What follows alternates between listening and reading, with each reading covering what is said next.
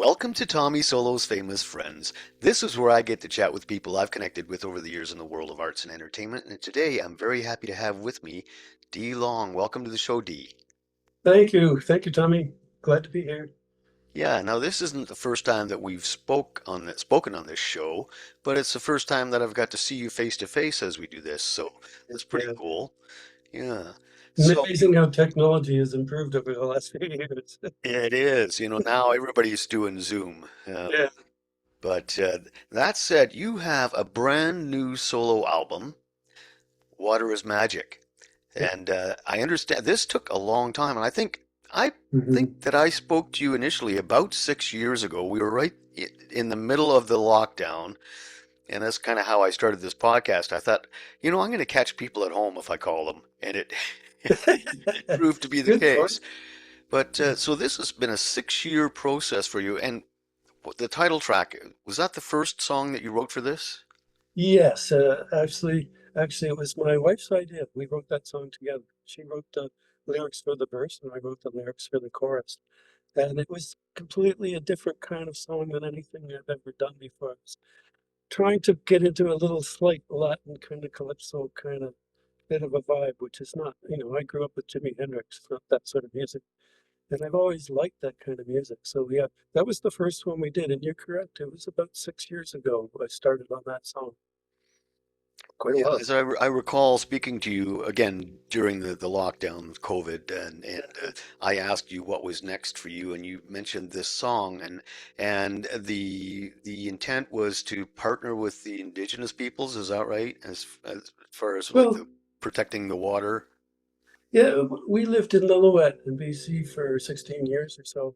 Got to know a lot of Native people, and I'm always really impressed with the way they look at the environment as opposed to the way we look at the environment. We at the time thought about partnering in that, but I really just wanted to support the things that they believe in that I also believe in. I think the environment is far more important than anybody is giving it importance right now. It's being left in the dust by all the governments, and that really bothers me. And at the time, we wanted to do something environmentally sound in the music and maybe inspire people to think a little bit more about it. Well, one of my good friends in Lillooet was George Leach. I don't know if you've heard him. He's an amazing guitar player. You're a great guitar player too, by the way. I really enjoyed your playing stuff I heard today. And talking with him and hanging out with him and his people was a real eye opener for both of us. But we don't have any official relationship with them. And the whole album has a certain environmental tone in most of the songs, which started with that song. I gathered that. Yeah, that seems to be the theme. I mean, water is magic, Mhm. um, and then celebrate the fire. Um, People of what Earth. Yeah, so what really is Celebrate the Fire about? Actually, it's a good question. It's about, and again, that was the one that was triggered by my wife's ideas. Sydney Houston, she's wrote the basic lyrics for Celebrating the Fire, and I expanded upon that. It's really the idea was that we started with water, so we thought now we have to celebrate fire. It's one of the basic elements: wind, water, fire, earth, rock, stone, sky, all those things. We wanted just to write about those things, so that was the next one came along. The song itself is kind of uh, the lyrics for me, when I was a teenager in my early 20s, we did a lot of partying in the woods with bonfires and, you know, uh, tequila and Southern Comfort and a big bonfire all night. And it was such a wonderful experience. And then the song, it talks about your faces glowing in the fire, how exciting it all is, and how romance and love can come from hanging out by the fire. Those are the good sides, but of course, fire can also do a huge amount of damage. So it was kind of an interesting, intriguing thing to come up with a lyric that celebrated fire without. Ironically, when we were working on that song, one of the Lytton in BC burned to the ground. And I kept thinking, I have, I was going to say celebrate fire. And I thought, I can't say that because we just saw one of our local towns burn to the ground. So I put the "the" in there to say celebrate the fire, another thing, not the destruction of the fire, but the positive aspects. Right. Yeah, And yeah. Now, before we get too much into this album, you have a long and illustrious history in the music business. And I think that people who know the name Dee Long would most likely associate you with the band Klaatu. Yeah. And I know that you had some experience over in England, Yes. right? And we talked before about working at Abbey Road, but let's maybe talk about how you got there in the first place. Boy, it's quite a long story. John Jones, producer and musician friend of mine, we've known each other since the Glad 2 days. He was the guy, little kid who came and hung around when we were recording Glad 2. Uh, he went, we mixed an album for Rational Youth at Air Studios in London while we were still working at ESP Studios in Buttonville in Ontario. And after we closed our studio, John said, I'm going to go to Britain. We met people at our studios. I'm going to go there. You want to come? So that's what we did. We just got on a plane and flew to Britain. We already knew the people there because we just worked there. We knew the manager, and we walked in and we had a Fairlight Series 2 we brought with us to really open the doors, you know. And so we sat down. We had lunch with John Burgess and George Martin. John Burgess was his partner. Uh, and they said, let's start a MIDI studio. And we took the Series 2 Fairlight, we traded it in on Series 3, and we started the Studio 5 at Air Studios. I got to work with Sir George for many years. He actually helped me quit smoking. I mean, it is one of the most amazing people who ever lived on this planet, that you probably would agree. What a wonderful man. It was a wonderful experience. I got to work with people like Duran Duran and uh, Dire Straits. I worked with Mark Knopfler at 3 in the morning on soundtrack for Princess Bride, things like that. You know, I got to do things that I never imagined I would get to do. Uh, just by having the Series 3 Fairlight, we had a nice MIDI room. We had it patched so that you could move the Fairlight into any room in the studio, just the keyboard and the monitor, and patch it into the Fairlight back in Studio 5 and run it from there. So it was a wonderful setup, and the people there were great. And hanging out with Sir George was something I never imagined could happen. And got to meet Paul McCartney and shake his hand. Wasn't the story that he thought you guys were a Beatles tribute? Mhm. Yeah, yeah, that's exactly right. Like he, George Martin was on a talk show, I think, in Australia or somewhere, and they played a bit of Calling Occupants for him. Said, "Have you ever heard this? Do you know who this is?" And he said, "No." And so when he came back, he told Paul McCartney about the story because he got filled him in a bit on the story how Klaatu got mistaken for the Beatles, and we sold a whole lot of records before they realized we definitely were not the Beatles. And so he told Paul the story. And then one day I'm coming into Air Studios early in the morning. I used to get there about 7 in the morning. And the guard at the door says, "Dee, I've got a note for you." And he hands me a note from Paul McCartney, handwritten, saying, "I'm going to do you." That was Paul McCartney signed, That's not, and he says, "Don't worry, Dee, in Britain, that just means I'm going to beat the crap out of you." And it's not the same as what it might mean to other people. Anyway, and so I go in the studio. I'm in Studio 5. I'm working on something. I don't remember what, but the door opens and in walks Paul with the two bodyguards, tall bodyguards in pinstripe suits on each side of him, and says, "Hello, I'm Paul McCartney." And he goes, "Yeah, I noticed. I didn't say it." Then he shook my hand and said, "So you're the fellow no, you're the chap who was in that Beatles tribute band that George told me about." And so I told him, "Well, it wasn't a Beatles tribute band. We wrote all our own music, but we were massive fans. And of course, it ended up sounding a bit like the Beatles here and there, a bit more than you would have expected normally. I mean, John Wallace-Chuck was such a huge Beatle fan that he actually kept singing with an English accent, which doesn't see. I mean, the Beatles sang without an English accent. He would have more of an English accent than they did, however. So, That's an to that, interesting yeah, I that's an got the, interesting fact about singing. yeah, You know, that yeah, it's kind of a universal language, isn't it? You know, because as you say, the Beatles didn't sing with a British accent, neither did the Rolling Stones, not really. you know, Hermits, any of those bands. They just sounded like what So you or I. Somewhere between the two, there was the odd word here and there that creeped through, that were said differently, but mostly, no, yeah, you're right. Anyway, the thing about I spent a good half hour, maybe 45 minutes hanging with Paul, and we just talked about music and everything. And it was absolutely wonderful. I did see him a few more times there. And he actually, at one point, brought me into the studio with Sir George to do sound effects on a movie he was working on. I think it was Rupert the Bear, something like that. Mm.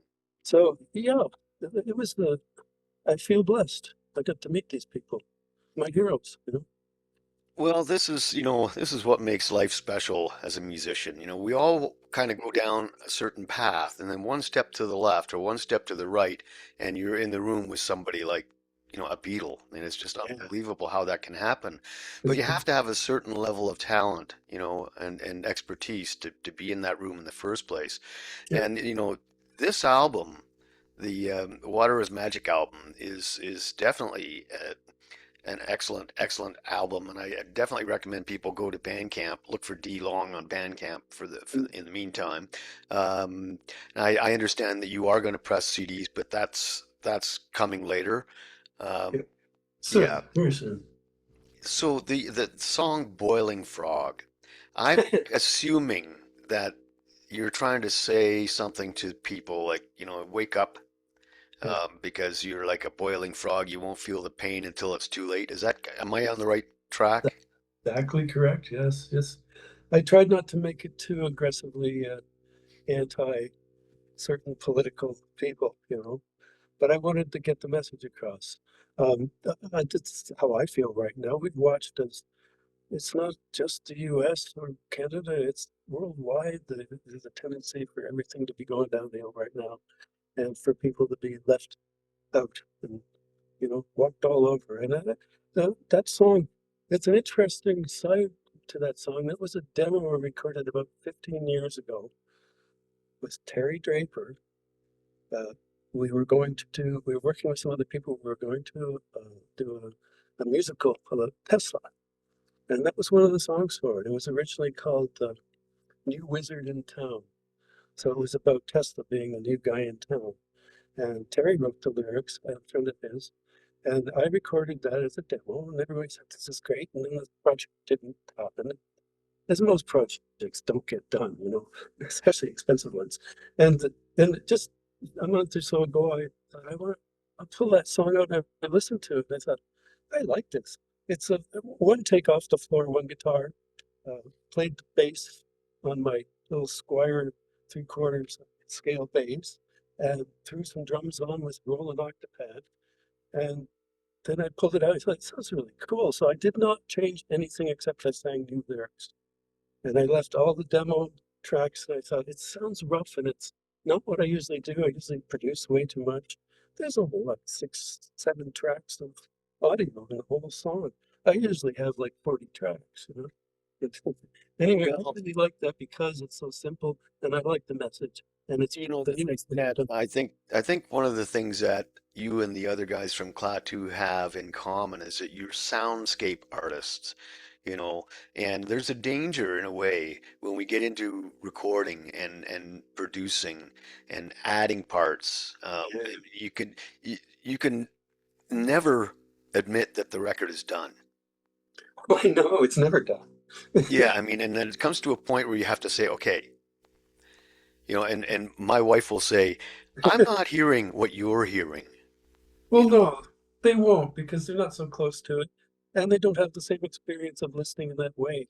I mean, when I listen to somebody playing a song, first thing I do is what's the snare drum sound like? It's not, I don't even hear the song yet. I'm listening to the bloody snare drum, so I know exactly what you mean. And you got to let it go eventually.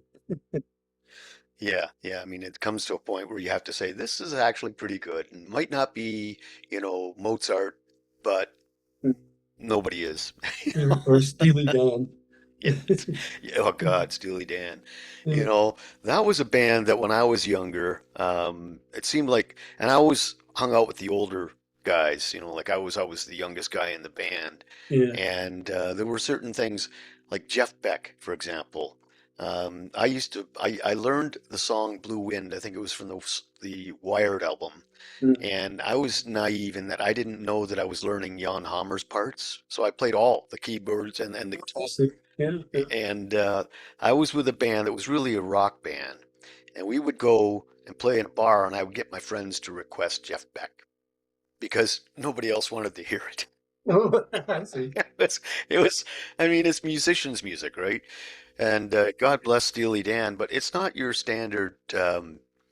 Not aside from songs like "Reeling in the Years," it's not standard fare. It's something No. else. It's really meant for um, a higher level of appreciation, if that makes any sense. Oh, I totally agree. I'm a big fan of a lot of their music, and some of their songs I don't like at all. But the thing that made me think of them is they used to spend forever getting exactly what they wanted. They'd have 40 guitar players come in to get one solo.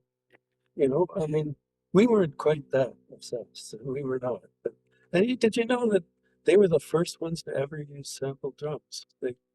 Their roadie took an 8-bit computer and he modified it to do 8-bit samples. And some of the early stuff, the hi-hat, snare, and kick drum are all coming out of a tiny little 8-bit computer that the roadie rigged up for them because they wanted perfect timing. That's obsession. That blew my mind when I read that. I couldn't believe it. You Very know, cool. I interviewed the guy that produced Sinead O'Connor, Nothing Compares with You, Mhm. and he talked about working with Mutt Lange on the Def Leppard record. Oh yeah, yeah. And he says that Mutt had him like 12 to 16 hours working on a snare sound. Oh yeah, yeah. And it gets to the point where, man, I don't know, I wouldn't be able to stand it. There's a lot of good music on this new record. You Are My Air. I'm assuming that's kind of a personal one for you. I'm pretending that the atmosphere is my girlfriend, my best friend. You are my air. I'm talking about you are everywhere. I can't live without you. You know, I can't remember all the lyrics off the top of my head, but yes, it's all about uh, the atmosphere. You know, as Yeah. is some of the other songs too. People of Earth says, you know, hear the atmosphere. People of the Earth. That there's a video for that. Yeah, And it's quite interesting. I think maybe we should just take a quick minute and let people have a sample. What do you think? yeah, sure, sounds great. People of Earth,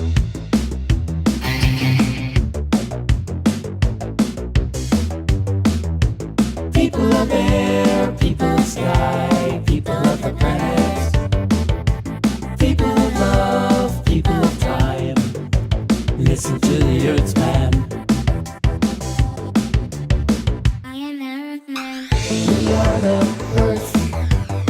The Earth is us.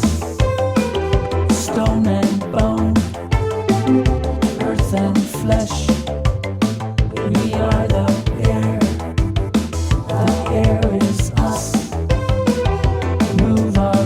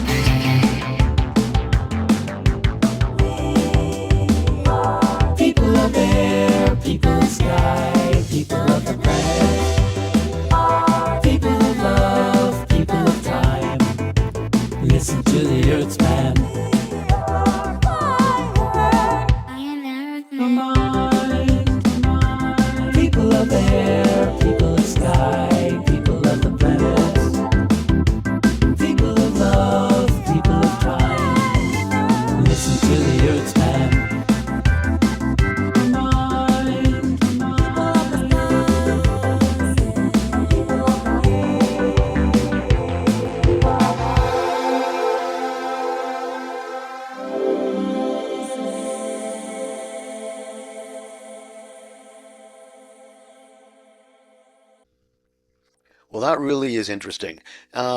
Now, you in the liner notes, you thank somebody for the video. Who produced that for you? Well, it's a friend, Tim Mohan, who goes by the name Raven Mohan with his videos. He's an amazing artist. He's a phenomenal artist. Uh, he sent me, he heard the song and he sent me a video that he threw together. The big gray alien in the middle of the video. It's his the background, it's his video. And all the other stuff of me, I then used green screen and Blender and Final Cut Pro and added to some of the spaceships and all the other stuff in front. So it was a collaboration done at a distance. He was living in Ontario. I was living in BC at the time. It was in Hope, BC. And that was back in the pandemic days. We did that whole thing then. The only thing I changed when I released it the other day is I put the new mix in there. The video was done 4 or 5 years ago, exactly as it is. And it was a lot of work, but I find that sort of stuff a lot of fun. And it was really nice to put something that Tim did. He does all the graphics for Godot these days. He does, all the stuff. He's really amazing artist, fantastic artist. Anyway, that's where that got in there. Greg Godovich. What a guy he is. Fantastic. Hey, Yeah, I talked to him about one or two of his books, and I mentioned that I'm still struggling trying to write my own autobiography, and it's not for the general public really so much as it is for my grandson, and whatnot, yeah, because I haven't hit the stellar heights that some of my friends have. Um, and I said to Greg, the only thing is I don't want to put any of the debauchery in. And he says, "Oh man, that's all I care about." yeah. Well, if you look at some of the Godot lyrics and that he wrote, that there's a bit of debauchery in everything they do, and that was one of my favorite bands back in the day. Yeah, yeah. I mean, they really rocked it out, that's for sure. And they're still going. You I know, know Greg's still out there doing it. Yeah, it's yeah. fantastic. He did send me his first book, The Travels with My Amp, and I really enjoyed it. It's great. That's highly entertaining. And he talks about when they were at the mansion, and Flood was supposed to do an album. Um, and it was Richard Branson. It was the early Virgin Records, I guess, and Mm. they were there to do an album, but they ended up partying the time away, and they were drinking so much that it was just ridiculous. Oh gosh, And I guess Michael Oldfield was also there recording Tubular Bells. really? And, yeah, and so as I recall, I think Greg um, Greg was quite the prankster, and Yeah. he went into the room and found the sheet music for Tubular Bells and tossed it into the fireplace. Oh, But I guess Michael Oldfield had photographic memory, so we didn't lose that song. that But was a historic piece of music, so that was really absolutely, a real thing for Greg to do. Wow. absolutely. But I mean, and I guess nobody died. There was no fisticuffs or anything really bad happened, but I was really taken aback by that story. So back to Water is Magic. You've got quite a list of people helping you out on vocals, including Jamie Vernon from Bullseye Records. Now, you've had quite a long relationship, but how did you get him involved in this project? It's for the one song, the Water is Magic, the vocal chorus near the end. Uh, I wrote the song with my wife and I did a quickie demo of it. And then I asked all my friends on Facebook, would you like to sing in the chorus? And we got, I forget how many, there's a fair number there. All really great people. And most of them did it by singing it into their cell phone. And they would send me the resultant audio file and I mixed them all together. And ironically, some of the people there who are professionals were the only ones who had pops on their vocal. Whereas the non-professionals actually there was no pops because it's a cell phone. Nevertheless, I won't say who had the pops, but it was really a fun thing. But it took a long time to sort through all those tracks, sync them all up, just drag them until it sounded right, and and then to take out hum and bits and pieces on each one and stack it all together. But it was a fun project, and everybody got to contribute. And it's sort of, if I had my if I had a lot of money and a lot of time, I would have like gone to a church and had a children's choir do it. That would have been sort of what I was would have immediate thought of first. But this way it's way more intimate. And I can hear it from my friends. I can pick most of my friends out in that and listening to it. And Jamie was one of the ones who contributed to Tracy and Gaynor from Rational Youth sang on it, some of the people. And everybody was wonderful about it. I don't know if I'll do that again though. It's a lot of sorting and editing is necessary. A lot of work. Yeah. Yeah. Yeah, but the end product is worth it for sure. I mean, there's some really good songs on here. Hammer. My first thought was Pink Floyd. That sax in the intro, I mean, not that I'm not saying it's a ripoff of Pink Floyd. It's reminiscent, you I'm know. thrilled that you said that because that's exactly what I was trying to get out of the song. It was an attempt. I started that song by listening to King Crimson, and then I stole the tempo of one of my favorite songs from them, and I put a basic drum beat down, and I started playing stuff on it, and that's what happened. But I was really trying to get Pink Floyd, especially in my vocals. But, it's I wasn't trying to copy them, but I'm a big admirer of Pink Floyd, but I do not like the song to go on for 10 minutes. I kind of, even 9 minutes like I did generally. But I wanted to have something along the lines of a little neutrino on there too, so I ended up doing a full 9 minutes. At one point I tried to cut it down, and it didn't work. So. But that's my attempts to do what we did back with Little Neutrino, really. That's what it was, to try and do something that expansive, but different. It's worked, and Yes, it flows naturally. So I think you're right. If you tried to cut it back, it just wouldn't be right. it doesn't work at all, actually. It's weird, but I like that one a lot. That was the hardest song to do. It took a lot of work, a long time, but it was fun. And now you do mostly everything yourself, but there are some other session players on this. Am I right? Nope. No? The Okay. only stuff is there's some drum loops are used on the drums. Uh, 20 years ago, maybe not that long, I wrote a PC program called the D Sampler, and I used it for a lot of the drums on there. If you hear any drum loops on there, one of the many, many things it did, I still have copies of it, I haven't used it. I used it on this album, that's the last time I used it. Um, you can drag a whole bunch of drum loops onto the screen and it'll put them all across the keyboard and they'll all play at the same tempo. And you can set that tempo, right? So I use that a lot in my music. And occasionally, I guess that technically is somebody else playing that part, but as far as everything else, like that sax is a standard sax out of Logic, standard built-in instruments.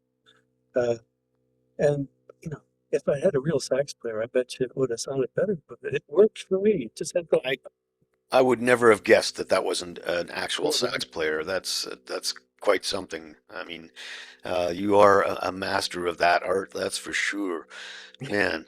Um, yeah, I mean that I would never have guessed that that wasn't a real sax player. And as for the drum sampling, I recorded an album back in 2016, and I had a fairly, I'm not going to say his name.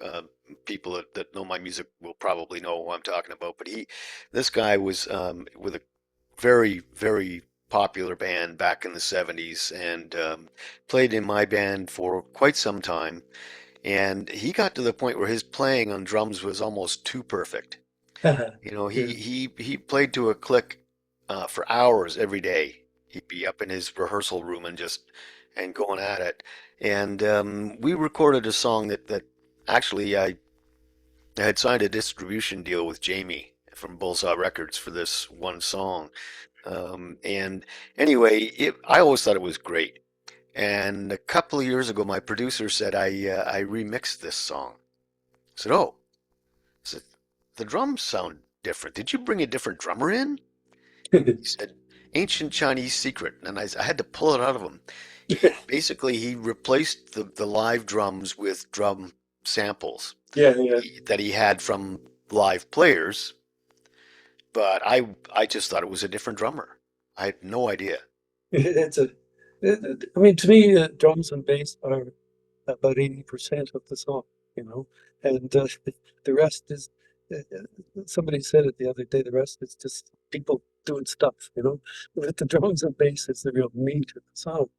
And, you know, you get a live drummer or a drum machine, they're both totally different, but they're both perfectly valid. And, what you're saying is so true.